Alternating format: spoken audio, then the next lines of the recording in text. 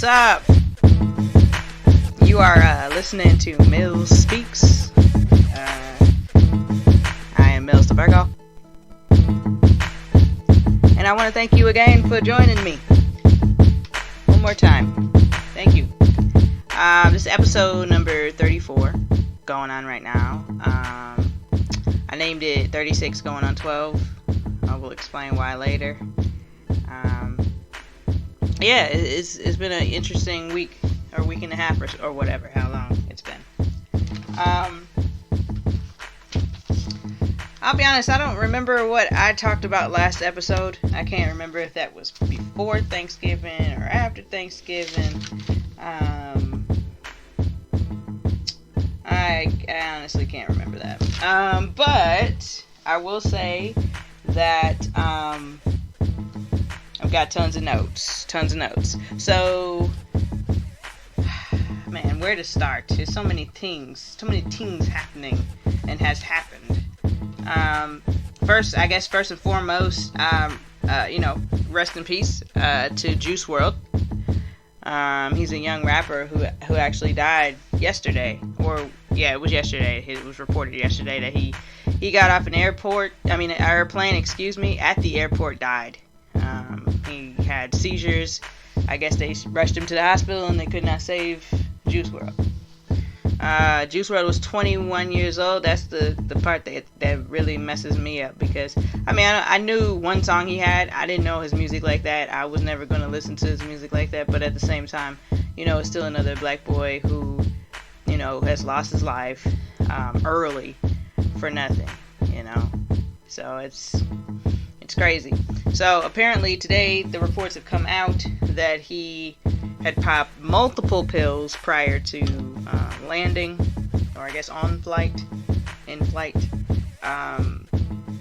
He had done that, and then in his bags, they searched his bags, and for some reason, and I don't know the amount of pounds, so let me see something right quick. A friend of mine sent me the story earlier today, so I was like, well, I guess I'll go back to that stupid story. 70 pounds of marijuana in his bags. First and foremost, wow. Okay? Damn, I kind of feel like, I don't know how long he was traveling, but 70 pounds? 70? Jeez. But we all know weed does not make you have those types of side effects. There's no seizuring. Believe me, you're going to sleep. You're definitely not seizuring. So yeah, they did say that he had popped several pills. One of his bodyguards said he has a Percocet problem. It was reported that Future said that he felt very bad because he introduced him to pills and lean, which is also something that the young man had on him, the cough syrup that they create the lean out of, right? So, the whole story is sad because, again, the kid was 21 years old.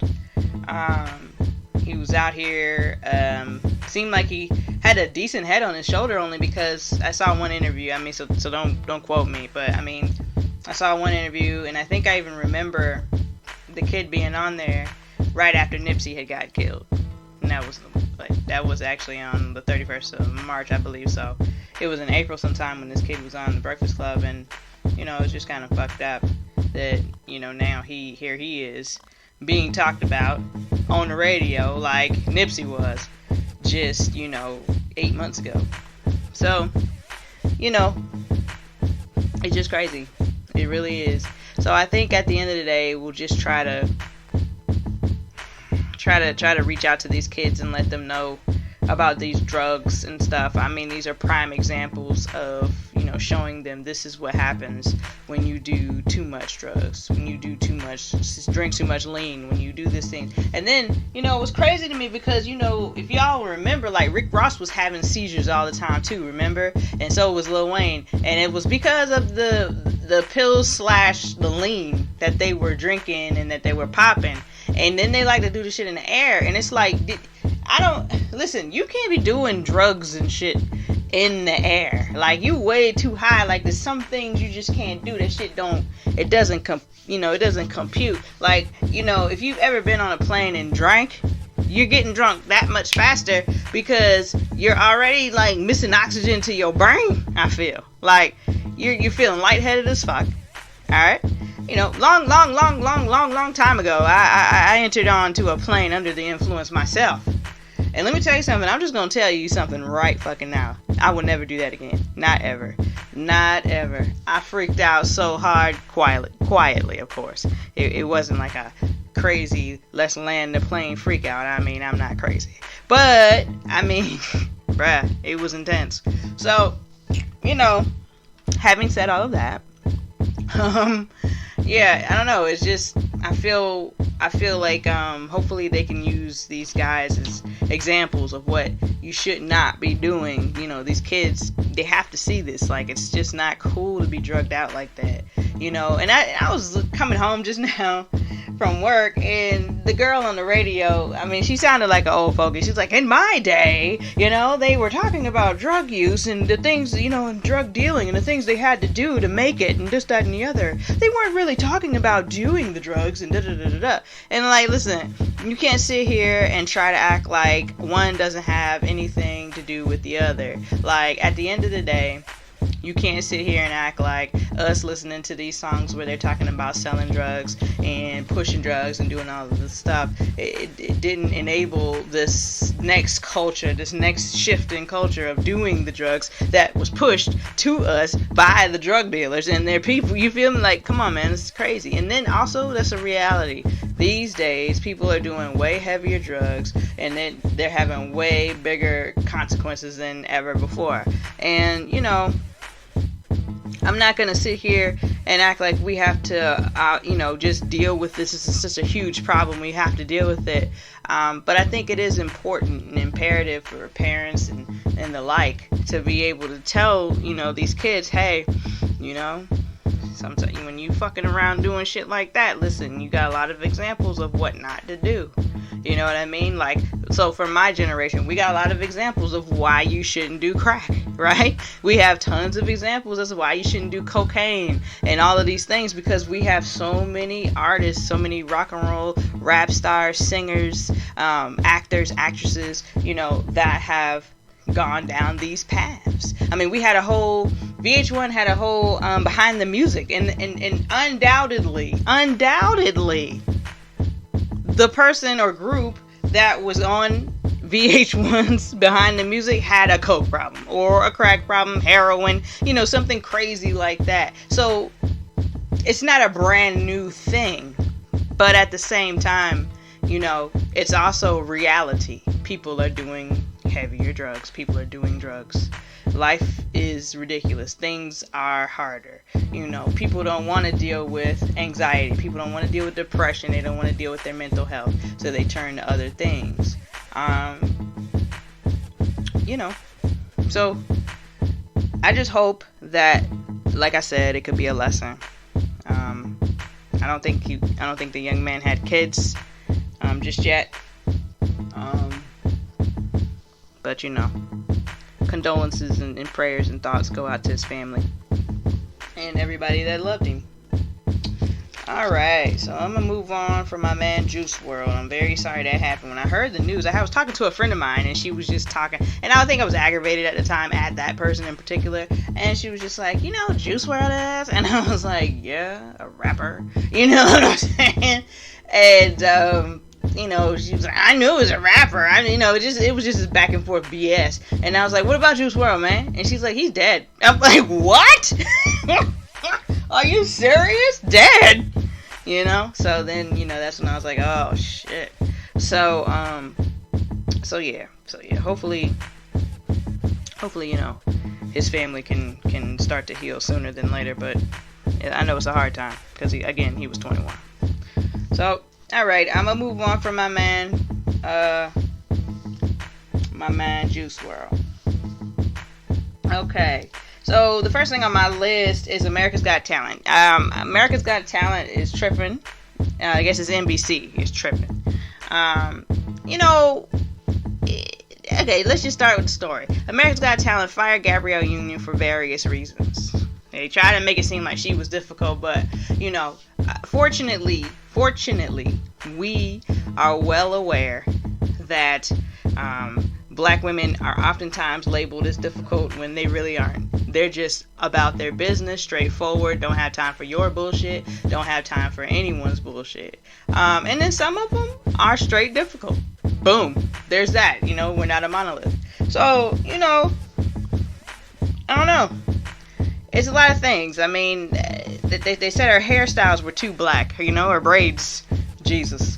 They said Simon was smoking in the dressing rooms, which weren't really dressing rooms. They were kind of like little areas that they had designated, and they were separated by curtains. And so apparently little Kavia James Wade, okay, she was around the smoke, and Gabrielle said, hey, Simon can't be doing all that smoking. My kid's here, I'm taking in the smoke, I'm not feeling that. Plus, you can't smoke inside. It's been going on for years. They haven't said anything to Simon. They'd rather ignore the situation instead of deal with what she had to say about it. So I guess that made her difficult too. Jay Leno came on and made a racist joke about the Chinese folks. I guess some sort of joke where he stated that the Chinese food was compiled of dogs and cats. Okay, fairly older joke, I guess. We've been telling that joke for some time. I've been a kid. Yeah, I think I've been a kid since we've been actually telling that story, so it's fine. Or that joke. And then apparently someone came on there and did like a fairly racist skit, and she had something to say about that. So it just sounds like to me that she was dealing with something, or she was attempting to bring light to these situations for the network's benefit, of course. And no one wanted to hear it. No one wanted to hear it. They basically said, you know what, F that, we're good over here, and shut up, right? So I guess she eventually got fired, and this is what's going on. So, I don't know if NBC is well aware, but I mean, GabrielleUnion's got a huge case on her side, and I'm not sure if she's trying to take legal action or not. Honestly, I don't know what she's trying to do at this point, but yeah, it's been a lot of people speaking out against the situation. A lot of people. Grey's Anatomy is my favorite one. I don't know her real name, so we're gonna call her Grey's Anatomy. She came out with a whole bunch of tweets. There's a lot of good shit. Lots of good shit that you want white women to say to be able to back women, straight up just women, forget the color, like just back women, you know what I mean, and not just white women, right? So she said a lot of cool things. I can't remember exactly what she said, outside of the fact that it was fucked up that what happened, she, among others, came out and said, what's happening to Gabby is fucked up. So I think NBC's trying to, ease this down. I think they're trying to calm it down, make it go away. The problem is that, the only way to make it go away is to admit that you guys were incorrect. You were wrong about all of the things that she said, and you were wrong to have fired her over those situations. So there's really no making this right. So I'm not sure if they're trying to, settle with her, maybe give her some money or something stupid like that. But, at the end of the day, they need to relax. So yeah, keep a watchful eye on that situation. We'll see what's up. But it was so funny because I was listening to the read the other day, and they were talking about NBC and how there's some show that's got like one half season left, and they're like, because we can just stop watching this network altogether. And then I thought about This Is Us, and I was like, well, shit. And so, but yeah, no, they're really tripping. So hopefully they can rectify the situation somehow, some way that's appeasable to both sides, honestly. And really, fuck both sides. Just GabrielleUnion's side. Fuck it. Alright, and like I said, I was listening to the read the other day, and I wrote this down because it really hurt my feelings. They were talking about Zion Wade's, who is D. Wade's son, one of his sons, his younger son, I think, and how apparently Mr. Zion has come out as gay early in life, which is fine. I have no beef here. That's not what this comment is about. Okay. Zion, D Wade posted a picture on Thanksgiving, if I'm not mistaken, of him holding baby Kavia, Zion, and then GabrielleUnion was in the picture. Okay. And Zion had a crop top on, and he had some nails, acrylic nails. I'll be honest with you, until somebody pointed out, oh, it's nails too, I didn't even see the nails, right? So apparently people had something to say about D Wade's family and what he's allowing, quote, allowing in his household, because he's not being disrespectful or being ridiculous about his gay son, right? And so the read consists of two gay people, Kafir and Crystal, and they both kind of said the same thing. And the question was, wow, it's really awesome that he has this, support system at home. And, I couldn't imagine being able to be free. Hopefully he's in a situation where he's able to be free at school. But he definitely can be free at home, because I didn't have that type of freedom anywhere, basically. Could you imagine, having that type of freedom and feeling like you could be actually safe at your own home? And I really found that to be so sad and depressing, because, and I know a lot of people can't say this, but I had a really good childhood. Like, I really did. I had two great parents, they weren't perfect at all, but they were good. They were great. They worked well together for as long as they could. Okay. I don't know. I couldn't imagine not being able to express myself freely as a child. Not that I had like this whole not that we was hippies out here or nothing. All right. There was a reasonable amount of expression. Please be clear. There was no, Mom, I just think that. No, it wasn't all that. But, what I am talking about is to be able to express my feelings about something, if we're having in conversation, be able to say, well, I don't know how I feel about that, challenging what they told me or what I was taught, to gain a better understanding. I had that in it growing up, and I'm blessed, I guess. I'm extremely blessed. So when they said that, I was just like, damn, man, that is so depressing, because I feel for them. I feel really bad that they can't imagine that, something that's so normal. So then it also got me to fucking thinking about other people who had other fucked up ass childhoods. Fuck, imagine losing a parent during that childhood. Imagine, being sexually assaulted or, abandoned or I don't know, beat up, heartbreak, all of these things that shape who we are as little people into big people into, adults. It's amazing to me. So, I just hope that people are teaching their kids, tolerance, and really it doesn't even have to be tolerance. It's just how to be a decent human being and not an asshole. You know what I mean? Don't be an asshole, son and daughter. So I was like, damn, that really sucks. So if y'all don't, go ahead and listen to the read. It's a pretty good show. It'll have you laughing pretty good, and and they drop little shit like that in there, and makes you really think about, damn, how other people grew up and other people, had it, per se. You know what I mean? So I'm going to shift off of that into some solo news. Solange Knowles, a.k.a. Beyonce's little sister, a.k.a. We Love Solange. Solange performed on Jimmy Fallon last week. And all I gotta say, I wrote down a lot of crazy things. The first thing I wrote down was, bitch. I wrote down, you fly as fuck, bitch.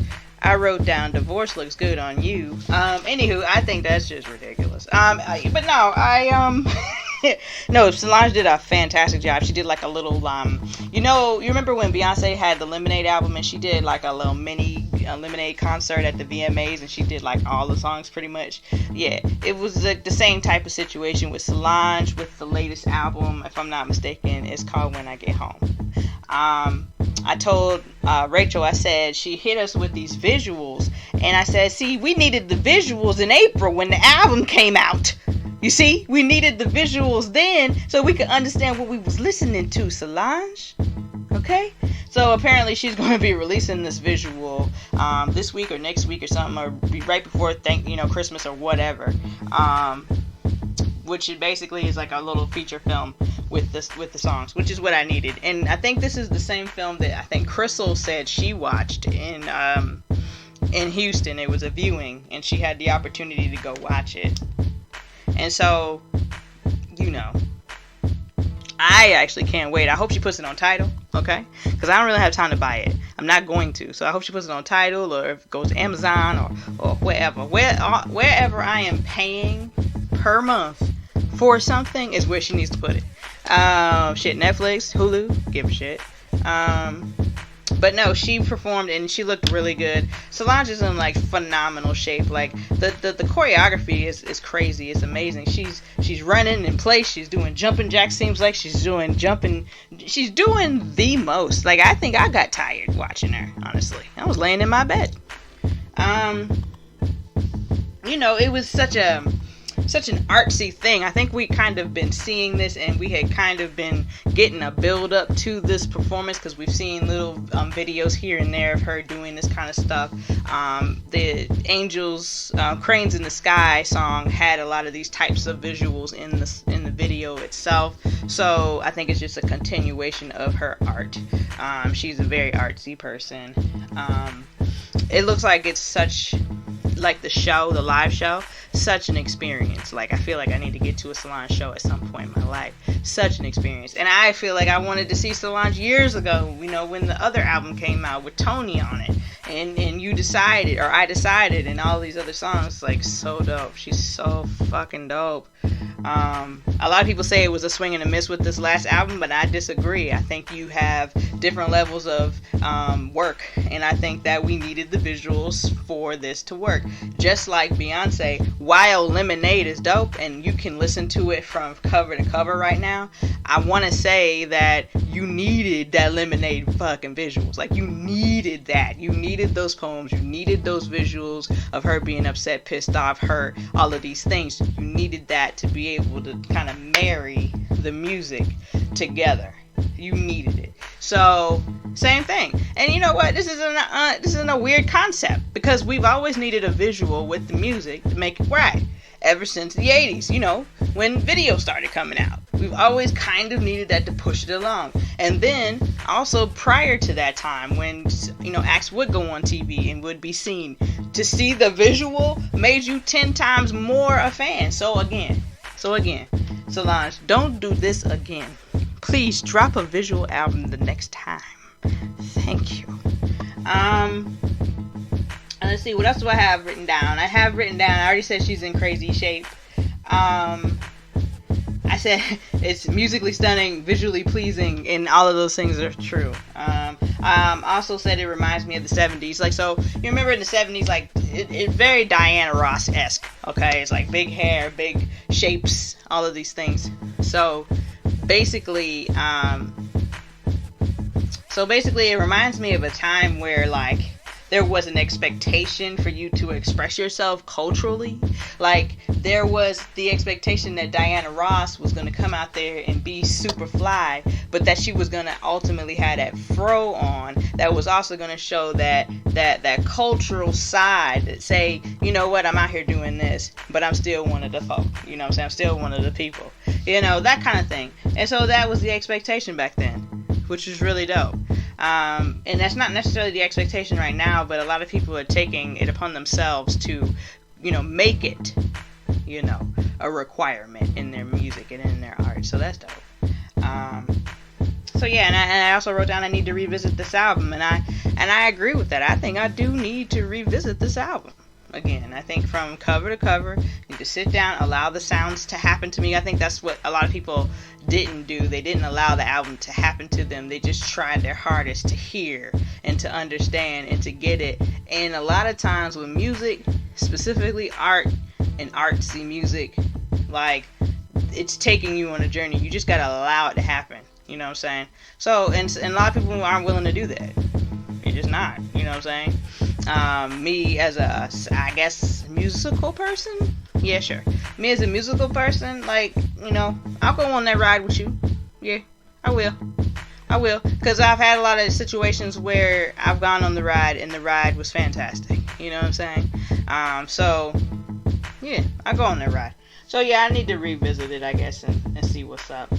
I already talked about JuiceWorld, which is good. I wanted to get that done first. Let me cross that out and do a star there. Good to go there. Okay, so I watched SNL last night, Saturday Night, and it was so funny. It was so funny. My boy, it was J-Lo hosted it, right? And my boy DaBaby performed twice, of course. And J-Lo is so funny to me because Kev on Stage, he's a guy that I follow on Instagram. And Kev on Stage is a comedian, and he just did a video a couple of days ago about how, alright, we just need to be honest, J-Lo has no talent, and she is famous for nothing, and this, that, and the other. And it's kind of a joke, but it's kind of, you know, there's some truth hidden behind most jokes, you know. So this might be how, you know, legitimate people feel, you know, people might feel legitimately about, you know, this way about J-Lo, which, you know, I mean, you know, hey, there's an argument for everything, and an argument can be made that J-Lo is not full of talent, or even, you know, that she even possesses talent. That argument can be made. It can be made. But it was so funny to me because she sang a lot throughout the episode, and I thought that was interesting because we never really get to hear her sing like that. And it wasn't that it was good. It wasn't great singing, you know what I'm saying? She doesn't have a voice. She's got one of those light voices, you know what I'm saying? Like, I don't know if she can sing or not, but it kind of sounds like okay, you know, so let's put some of this on there. You know, that's what it sounded like. So I wondered if she was trying to do that to show people, see, I really can sing, you know, or what. But I don't know, bro. Like, it was just weird. But it was some really funny skits in there, of course. All the political shit is always so funny. Like, the more fucked up the country is, the better SNL is, and that's just always been the case. So hopefully we can just laugh ourselves into the next goddamn, you know, war that we're gonna face here. But now, I enjoyed it. But the main purpose of me bringing up this is to talk about DaBaby. Okay, I love DaBaby. I don't know why, because I'm gonna be real with you. He doesn't talk about shit I need to know about, and he is a little cute little fella, and he wears way too much diamonds and jewels all over his body and in his mouth, and it's just so. But there's this one verse, Under the Sun, Return of the Dreamers, J. Cole's album this year with it was Revenge of the Dreamers. Excuse me, my bad. And the very first song on there is called Under the Sun, and DaBaby has the last verse on there, and it is so tough. It's so tough.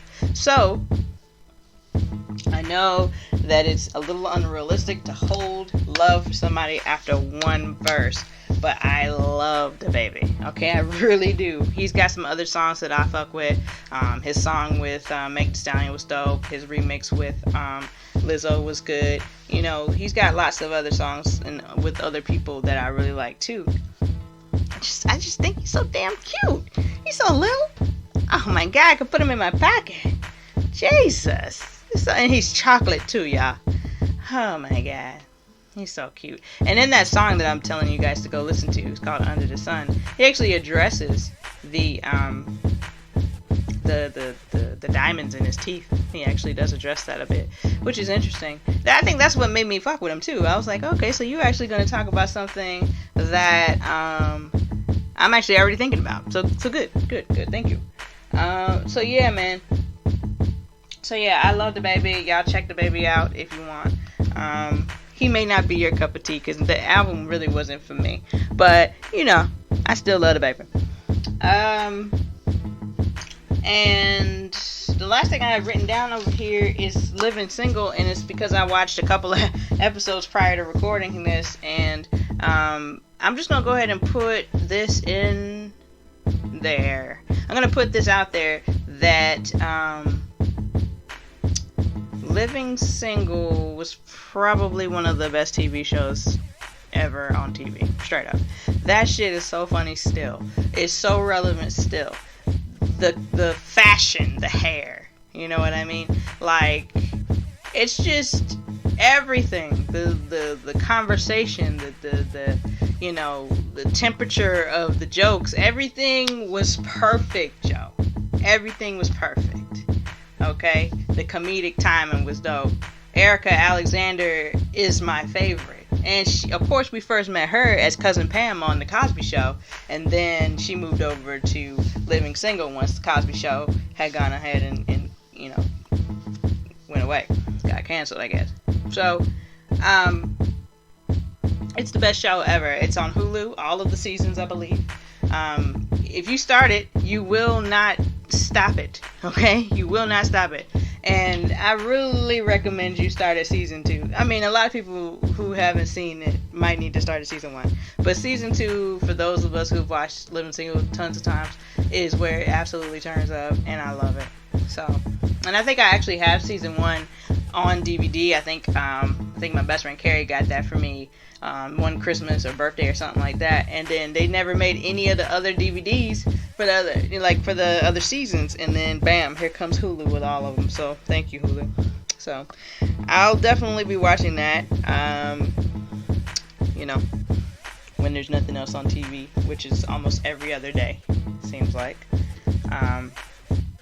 But yeah, so y'all check LivingSingle out. My favorite character is Max. Maxine Shaw, attorney at law. You're welcome. And it's so great because all of those actors and actresses, well, for the most part, are still out here working. So I think Kim Coles is still working as comedian. Erica Alexander, she still acts. She's in the Wu-Tang show. She plays the mother of the RZA. Okay. Queen Latifah, of course, is Queen Latifah. She's still out here. She played Ursula in the goddamn Little Mermaid the other day. You're welcome. Who else we got? Kim Fields. She's still popping out here. I mean, you know, Regine and Tootie, okay? You know. So she's still out here popping. And the guys, I haven't really seen the guys that much, honestly. Last thing I saw Kyle Barker in was Final Destination, the second one. And then I haven't seen Obi in much of anything, honestly. So there's that. He's probably still out here doing his comedian thing, though. Probably what it is. But yeah, but this show is great. This show is so great. So many different people like guest starred on here, from Kadeen Harrison, Blair Underwood. I'm trying to think of all of the people. Jennifer Lewis from Blackish. Listen, there's an episode in season 2 with Jennifer Lewis that is called, it's something about the talk show or something like that. The title's entitled that, but listen, she is fucking hilarious. She's a talk show host by the name of Delia, and she is so over the top, even more so than right now. So many people came through there. Shamar Moore was on there a couple of times. Once. Naughty by Nature. Biggie was on there, if I'm not mistaken, one time. No, Biggie was on Martin. They had Naughty by Nature. They had Dean Cain on there. They had Charmaine from The Cosby Show. You know, Charmaine was Max's best friend, and I think they were best friends on this one too. So many people. The chick Tatiana Ali, she did a guest star on there. Nia Long. It's pretty much, if you guess a name, they probably were on LivingSingle at one point. Rosie O'Donnell did an episode. Shit. I mean, so many people. So, like I said, LivingSingle's the best show ever, and y'all need to check that out too. So this is gonna be a fairly short episode today, guys, because I really don't have much to say. Honestly, and it's just so many different things happening. I'm not even gonna touch this impeachment stuff, even though I did actually find a really cool breakdown. So maybe I need to read that to y'all. If you're not clear on what's happening with the breakdown, let me read this to you so that you can be aware of what is actually happening. Okay, this is from Miss Elaine Michelle on Facebook. She broke this thing down of what's actually going on with the presidency and all of this stuff. So try to stick along here. Try to follow along to what I'm saying, okay? And I quote, she writes, "So, this impeachment thing is kind of juicy. From what I've gathered, this is basically the tea. The United States is the GOAT on the world stage. Jordan in the game type stuff. And we have shooters on go all over the world for anybody that want these problems. So this is where the Ukraine comes in. I'm going to correct her grammar so bear with me too. So this is where the Ukraine comes in. Center of the impeachment drama. This is in parentheses. Ukraine is the homies. They gonna ride for us. Why? Because we look out for them by sending military aid to ensure that countries like Russia, parentheses, who's the ops, can't mess with them. Now, speaking of Russia, they want to be the United States so bad. Our biggest hater for the decades. Snakes in the grass. They are the ops. Pay attention now, because this is the tea. You're welcome. In 2016 election, when Trump was running for president, he reached out to Russia, parentheses, the damn ops, to get them to interfere with the election. Boom. Hillary Clinton email scandal. And now he's trying to do the same thing in this go round, but instead of undercutting Clinton, he's trying it with our boy Joe. I'm not sure who our boy is, because Joe is not my boy, but this is just what she wrote, so there's that. Trump hops on the phone and calls the Ukraine, parentheses, the homies, and basically says, if you want us to keep looking out for you, parentheses, making sure Russia don't get on y'all head, in parentheses, I need you to find some dirt on Joe, because I'm trying to keep this seat in 2020, fam. So basically, our president used his political power for personal reasons. That ain't how it's supposed to go down, ever. The president is supposed to be for the people, not himself. It's a problem now because the United States is out here looking like some frauds to the ones that have our back. Like some two-faced chicken heads. Wow. And we're letting the ops, Russia, feel like they got some rank out here. Like they really can run with us. The president of the United States is set tripping. He's violating the code, bringing our biggest hater into family business. And that's why they're trying to impeach Trump. Trump ain't loyal. End scene. So, if you were unaware of what was happening, hopefully Miss Michelle helped you out with that. And I'm gonna leave the episode right motherfucking there, okay? You're welcome, okay? Matter of fact, bring the beat up.